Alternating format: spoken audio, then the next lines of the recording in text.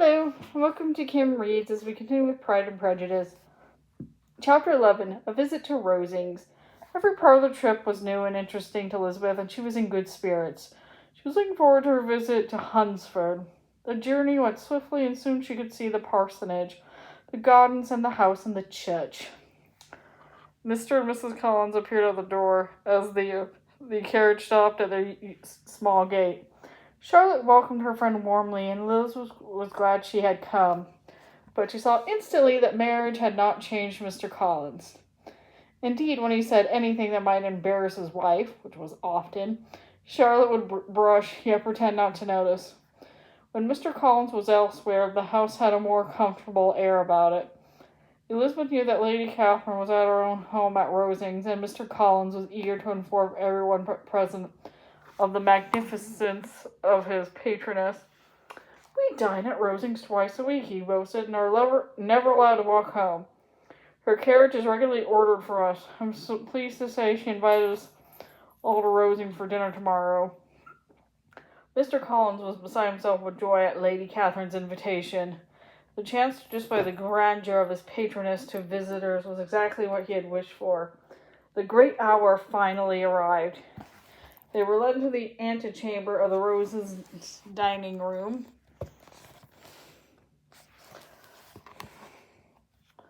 And introduced.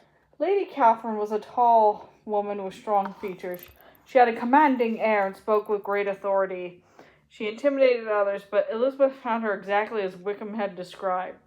Mr. Burrow, her daughter, was pale and sickly and spoke little to their guests. The dinner itself was exceedingly well done. They were all servants and all elegant food which Mr. Collins had promised. He took his seat at the bottom of the table. He carved and ate and praised Lady Catherine endlessly. "You esteemed us by this most beautiful table," he purred. "Each delicacy is a treat for us." Elizabeth groaned inwardly. What a toady he was! How lucky she was not to have escaped Charlotte's fate. But she kept her thoughts to herself and smiled and spoke to everyone, expressing her happiness at being there. When the meal was over, the ladies returned to the drawing room. There, Lady Catherine dominated all the conversation. She gave her opinion on every subject. Clearly, she was not used to having her judgment questioned.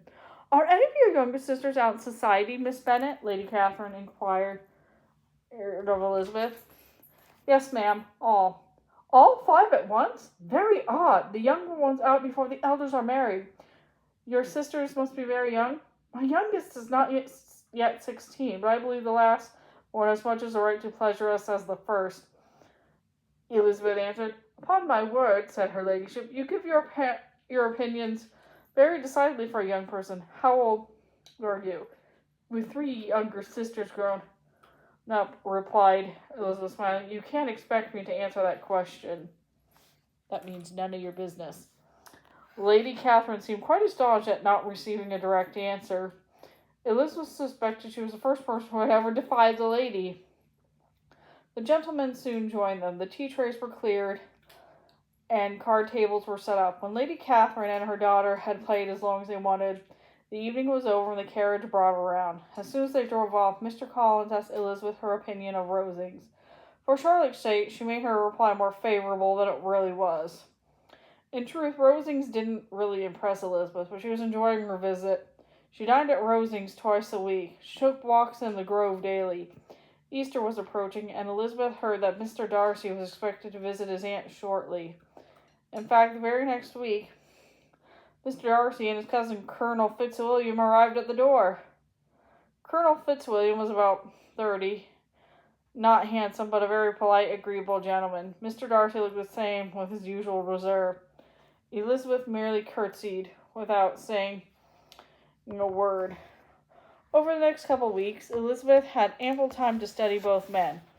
Colonel Fitzwilliam's manners were much more admired at the parsonage, and the ladies felt he added greatly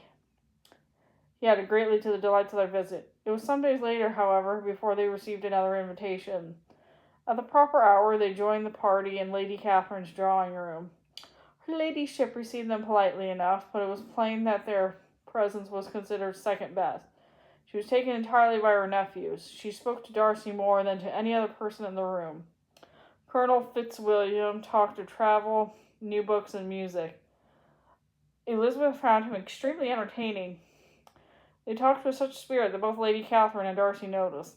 He always seemed to be watching her, Elizabeth thought. When coffee was over, Colonel Fitzwilliam reminded Elizabeth that she had promised to play piano for him. He drew a chair near her. Darcy also stationed himself in front of Elizabeth, who suddenly turned to him. "You mean to frighten me, Mr. Darcy," she said with a smile, "but my courage always rises with every intent to intimidate me. I know you long enough to know you find enjoyment in professing opinions but are not your own," he said. Elizabeth laughed heartily at the picture of herself. "Mr. Darcy, it is very dangerous for you to say this. You are provoking me to answer back, and I may say something that would shock your relatives." "I'm not afraid of you," he said smilingly. "I should like to hear how he behaves among strangers," grinned Colonel Fitzwilliam, his cousin. "You shall hear, then," Elizabeth promised, "but prepare yourself for something dreadful. The first time I saw him was at a ball. He danced only 4 lessons, though there were few gentlemen. Women were forced to stay seated because they had no partners. Mr. Darcy, you cannot deny this." "I am not at a time at this honor of knowing any lady beyond my own party," he explained. "True, but can anybody be introduced in a ballroom?" Elizabeth charged.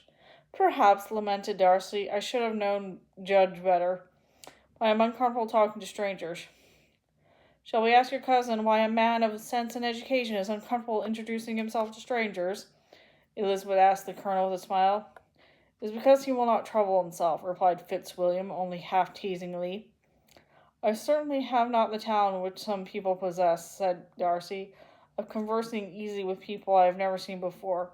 "My fingers," said Elizabeth, "do not easily move over the piano keys the way some women's do. But that's my own fault. I don't bother to practice."